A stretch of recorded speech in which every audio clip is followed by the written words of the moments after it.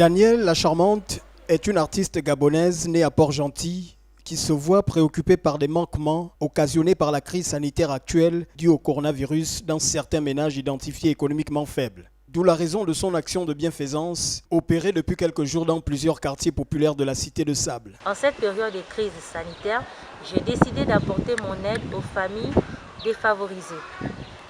J'ai mis une équipe sur le terrain dans les quartiers différents pour recenser une vingtaine de familles dont j'amène les kits alimentaires, du riz, du savon, de l'huile, du lait, du sucre et tout ce qui va avec. En parcourant les quartiers dits derrière le château et Salsa, en passant par Transfo, puis les 3 Filao et Ngadi, l'action humanitaire de la jeune Gabonaise, soutenue entre autres par son partenaire Sonaga, aura marqué l'assentiment de nombreux bénéficiaires. Je suis ravie et vraiment très contente parce que nous savons que par rapport à ce geste, nous aurons des familles qui auront quelque chose à manger, leurs enfants auront de force et tout. Un grand merci parce que je ne m'attendais pas à ça. Elle aura obtenu des bénédictions, des grâces de Dieu à cause de ce qu'elle est en train de faire. Vraiment, c'est une grande chose que Dieu vraiment lui bénisse encore. Merci beaucoup mes enfants, que Dieu vous bénisse. Il faut continuer comme ça parce qu'il y en a qui sont comme moi qu'on a oublié complètement.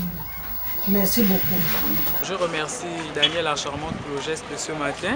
Je remercie en même temps toutes les personnes ici présentes et surtout d'MT Productions pour le geste.